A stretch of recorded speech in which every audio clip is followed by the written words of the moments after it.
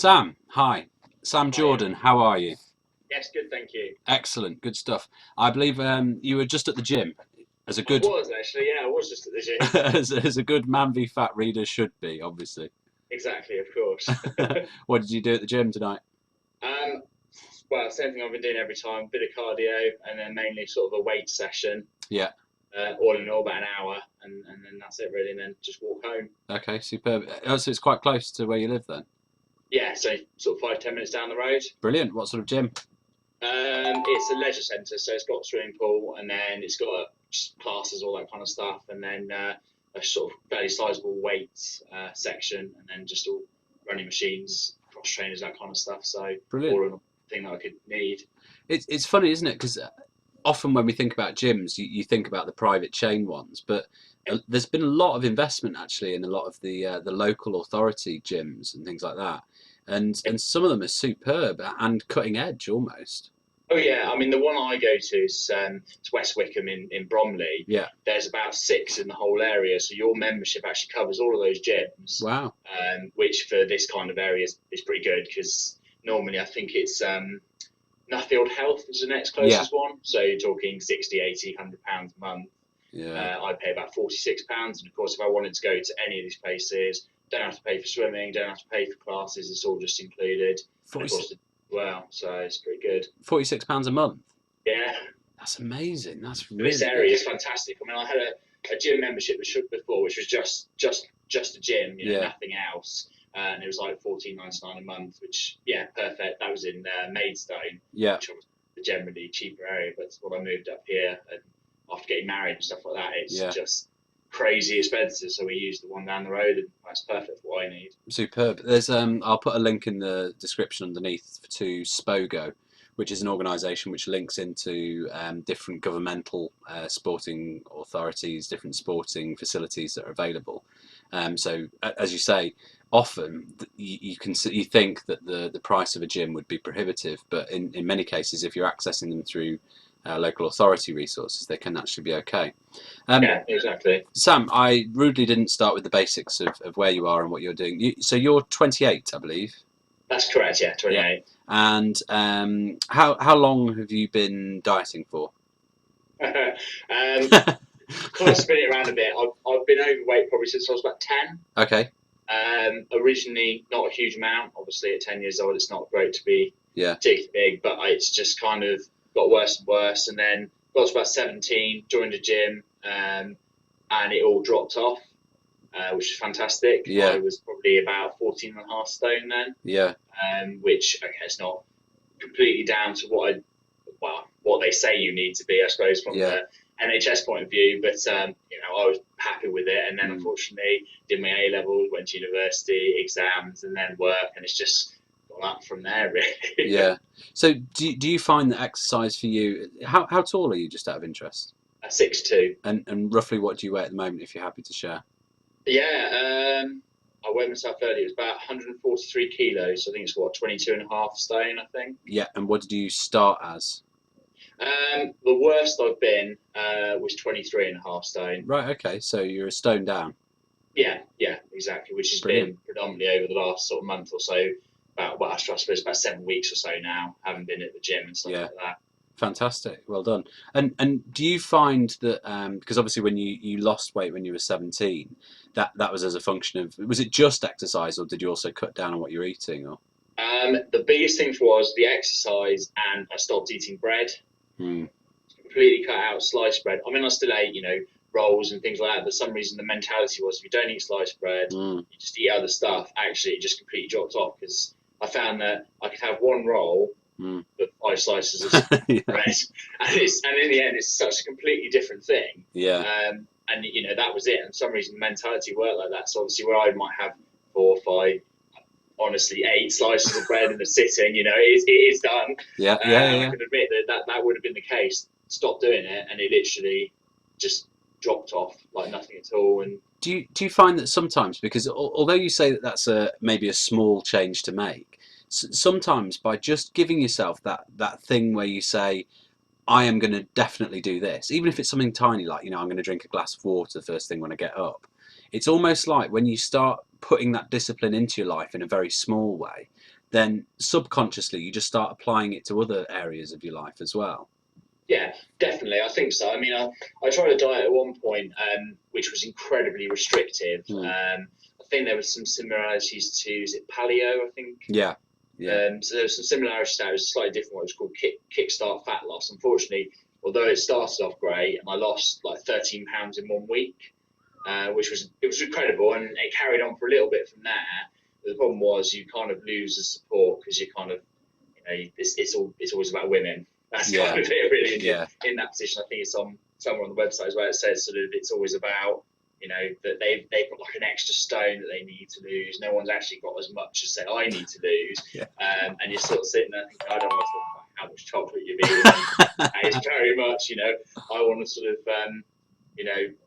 talk about actually what the other things are that involves about losing weight. So it was too restrictive, and I sat there and said to my wife eventually, it's like, I can't do this because what's going to happen when I don't do it? Yeah. What happens when I want to eat potatoes, when I have a meal out and things like that? It's just going to start going back up again. So I was like, I need to do something realistic. Yeah. So really, actually, after that, I just said, I'm not going to do them anymore. Yeah. Do these sort of crazy fad sort of diets and things like that, because the problem is, especially for men, I think it does work for women. I think there's an element in them that can kind of be much more disciplined and say, right, I'll cut all this out and that's it. I suppose that's probably drilled into them from celebrities and stuff like that. Whereas I think for men, we actually need to kind of be a bit more, sort of precise and sort of say, we've got to pick on this bit and that bit, and we've got to restrict this bit, but we can still do this. Yeah. And kind of carry it on. I completely agree, and I think that part of that is a function of the psychology of men, where I think often what they want to do is control it themselves.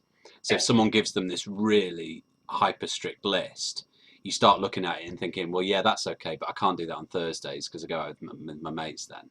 Whereas if it's a list of rules that you've created, like your, seemingly insignificant, I'm not going to eat sliced bread, which then had an impact, that was something you were controlling, and it was in your charge, basically.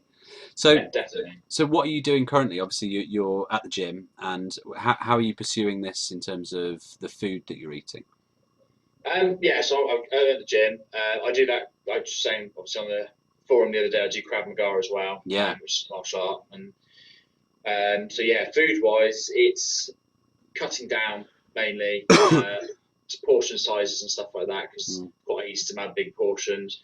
Try not to snack in between meals, and if you are, it's kind of restricting it to fruit and stuff like that, or carrots and things, rather than terrible sweets and things like that. But it's so difficult now because I find everything is so processed. And you even look at things. I was looking at some the other day. I think it was actually on the Facebook groups where I was saying about there's some foods now that have so much sugar in them that actually they may as well be desserts. You look at things like processed chicken, and they're like, hang on a minute, how come there's so much sugar in it? So that's the struggle. But I think for me, it's kind of doing something realistic and just reducing what I'm eating and getting myself slowly into the mentality that I don't need to eat as much.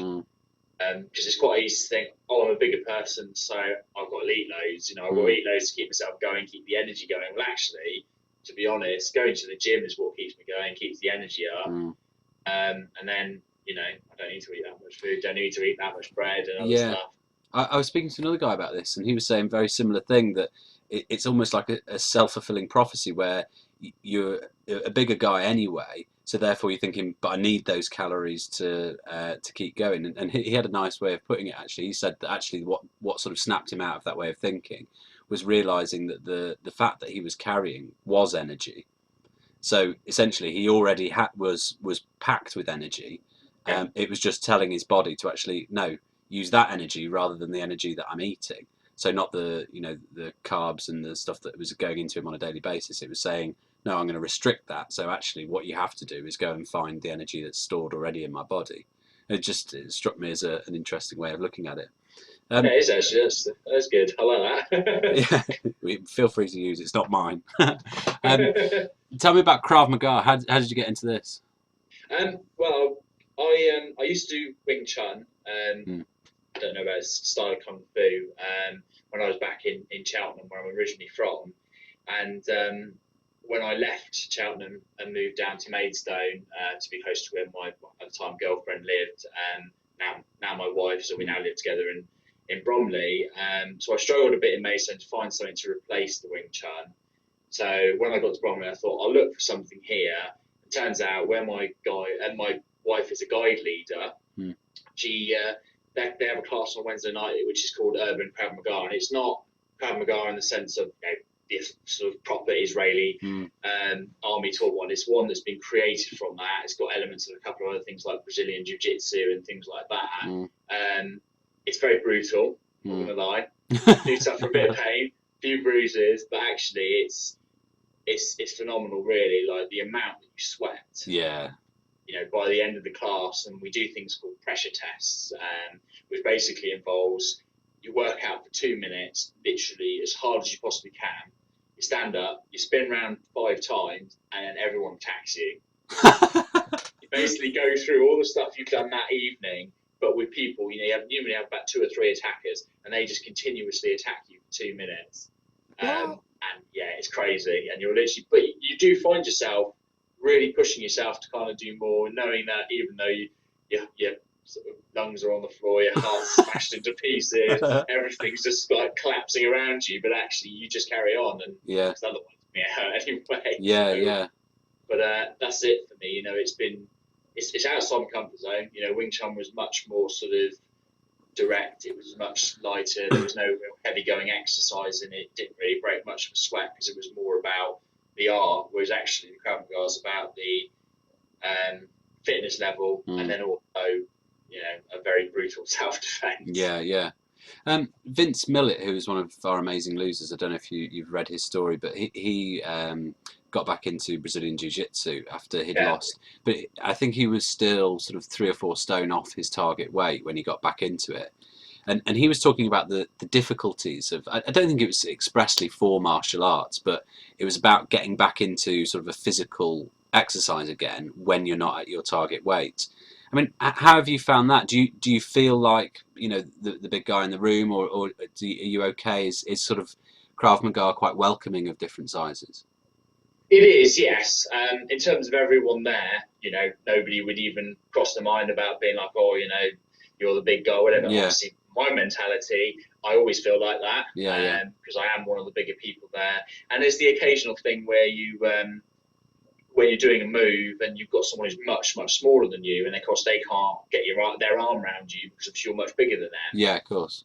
So occasionally you kind of think, oh actually, if I was a bit thinner, then that would be the case. But everyone's different, and as much as you could just be bigger anyway. You could be muscular and someone still can get your arm around you. Yeah, so of course. You kind of have to take it on the chin a little bit. I think for me the biggest thing is sometimes I do a badminton class on a Friday night.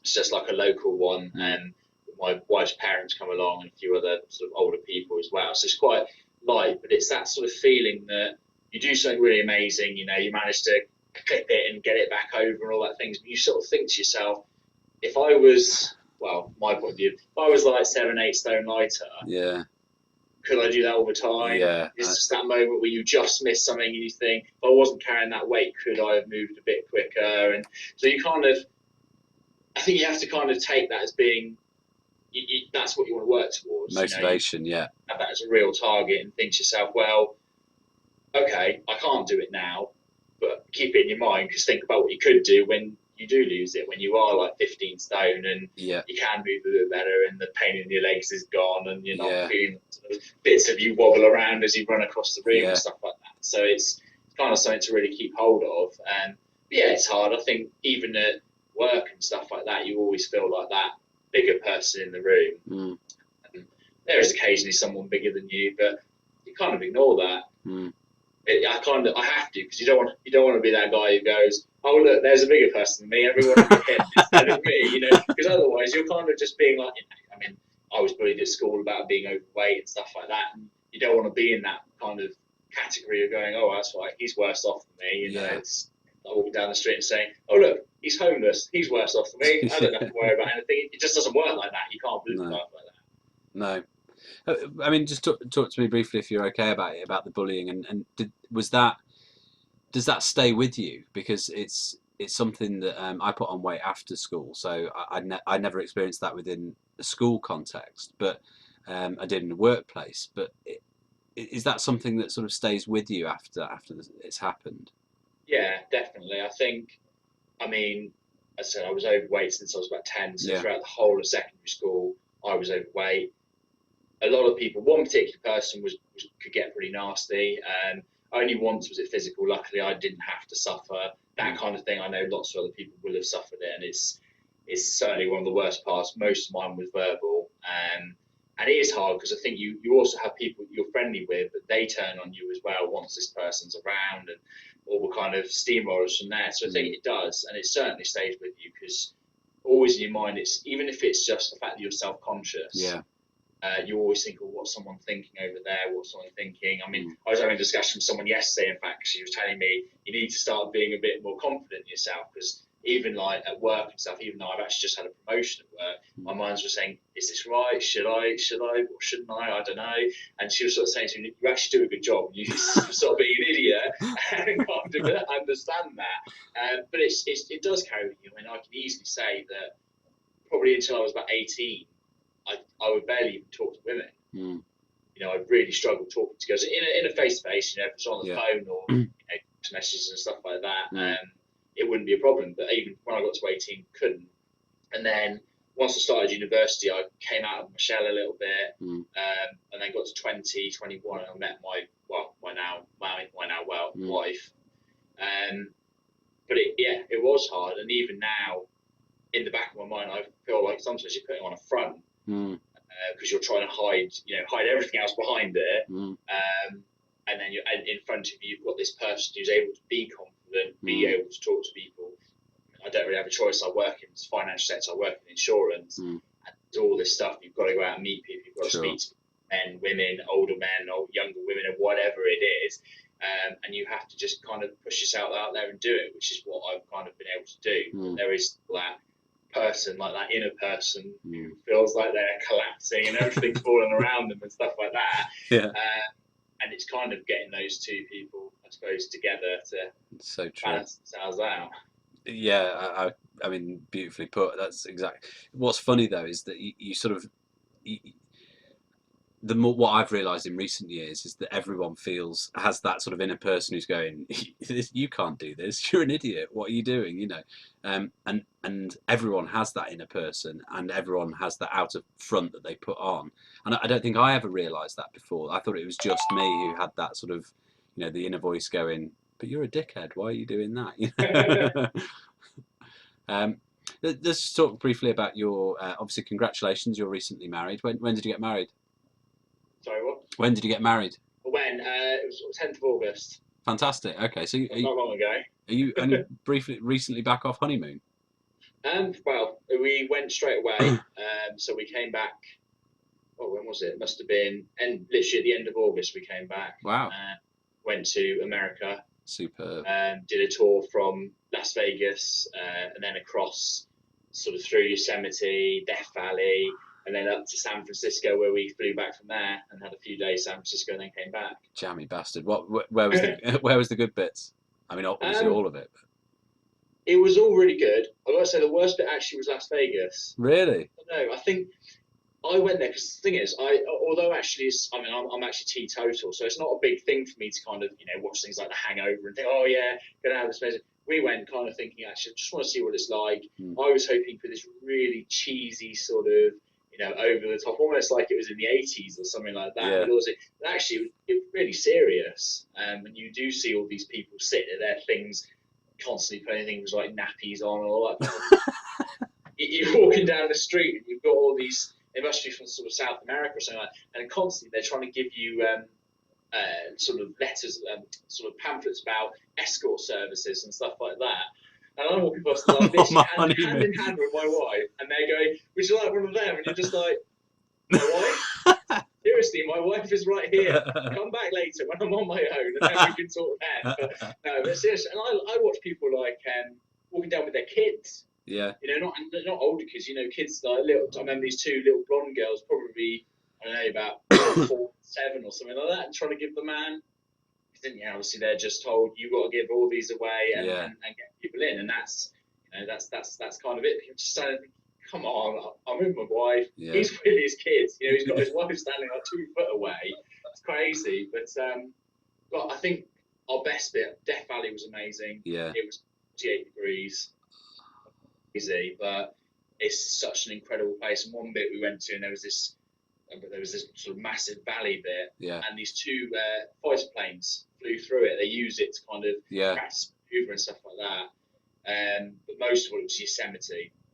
Yeah. Yosemite is just absolutely amazing. Like the first corner you turn as you're coming in, and it is literally just a valley of trees and incredible sort of water, clear water and stuff like that. Well, I mean, that was really something else. Yeah. It's a big volcano, isn't it? Yeah, I think so. Yeah. Yeah. Yeah. It's.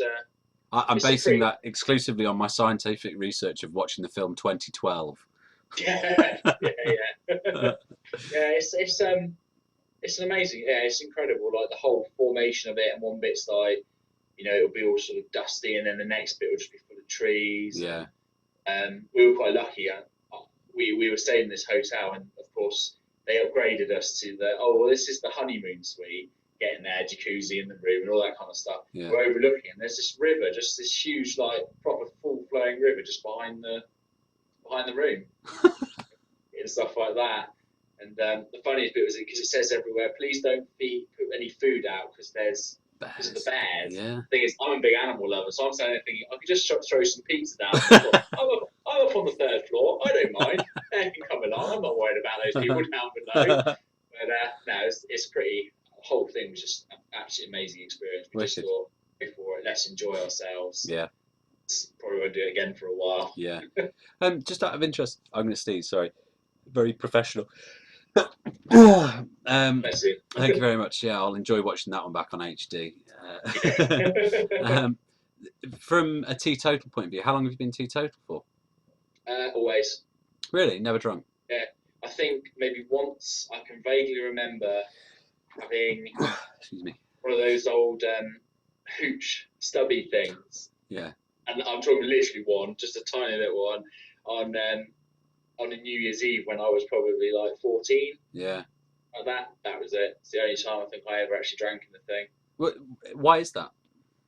I've never really known. I mean, now I wouldn't want to start because it's just that. I mean, I wouldn't even be able to lose weight. I'd probably put on an extra couple of stone just to cover that. Yeah. I think I've got an uncle who it has been an alcoholic. He has been in prison because of that, because of what he's ended up doing because of being alcoholic. I also had a granddad who one day just decided to stop completely, stop drinking completely. So I kind of think it's lots of different things, and it's just kind of put me in the mentality that actually now it's just not gonna do it. And of course now, as I say, I just couldn't introduce it even if I wanted to. Yeah. It would just. I mean, it's interesting from a weight loss perspective as well, because obviously for a huge number of men, it's alcohol that is their undoing essentially. And from your point of view, clearly that there are other routes into that. There's other reasons for it. The question that I wanted to ask initially was about the marriage thing. Obviously now, how does your wife? Sorry, what's your wife's name? Helen. Helen. How does Helen feel about your weight loss? She wants it to go. She's very keen for it to go, as I am. I think for her, in the end, she worries about it. Yeah. Because it is a major factor. I've been lucky. I'm not diabetic. I had been tested for that last year, and I'm not, which is good. But I do have a gallstone, which I was diagnosed with probably 7-8 years ago.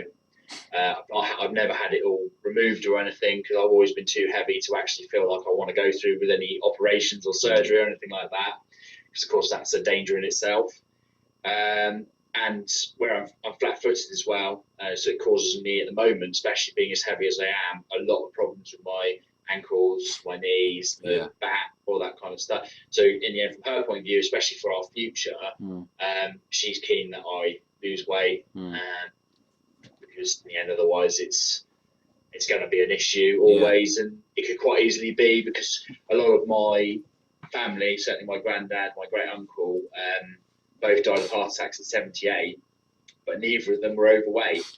So there's that mentality. You're sitting there thinking, okay, I am overweight. So does that mean I should be knocking 20 years off that age and it'll be 58, 48, something like that? So it's that kind of thinking we've got to kind of crack it. But it's been very good recently. Since we've been married, it's been fantastic because we haven't been perfect on food, but we're getting there because it's something for her to learn as well, because she's one of these lucky people who can eat crap and, carry on from there and not put on loads of weight. But certainly it's made me make sure I go to the gym. When I was on my own, quite easily, I would join a gym. 3 weeks later, that would be the end of it. All the excuses would come out. It was actually 7 weeks down the line now. I've been going to Krav Maga, and no problem. You know, I've just carried it on, and I think she's a big factor in that, because I was thinking in my mind, if I come back and I said I've not gone, she's probably going to go mental. So it's the best way to be. But so it's worked really well. Yeah, superb. Sam, it's been lovely speaking to you. What one of the things I like to do at the end of these sort of discussions for future Amazing Losers is, because you are on the path to becoming an amazing loser. There is a point at the end of this journey where you have lost that weight and you have achieved what you want to achieve. Definitely. What do you think you need between now and then? And is there anything that Man Be Fat can give you, or what do you see for yourself as being the points that you need to keep on with? For me, it's support and motivation, and I think that's support, and both of them in the end is what Man Be Fat can give, because you don't have to have that sort of pressure and ridicule that you get from diet classes. You don't have to have that feeling going in and thinking there's like 20 women here, most of them are tiny little people, and they only have like half a stone to lose. So for me, it's that kind of it's the support and motivation. It's from anybody else in the group, from yourself, whoever else is just on there, be able to talk to, say everything I've posted, someone's come back with something. Sometimes it's just keep going, or sometimes it's a really in-depth sort of, I do this, I do that, and it's good to see. And certainly the magazine element helps, because you do get to see these sort of fantastic losers, and not people who are, I'm a stone overweight and I need to lose that stone. It's people who in some cases have been heavier than me, much heavier, and you're sitting there thinking, well, if they've done it, we can all do it. Yeah, absolutely.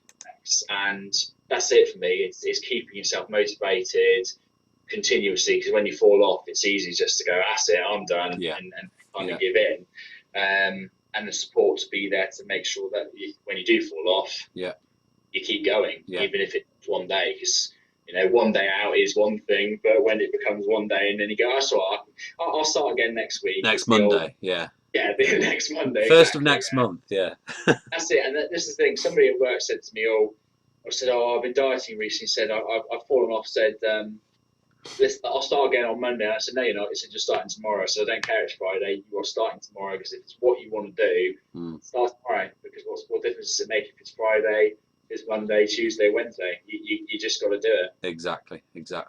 Fantastic, Sam.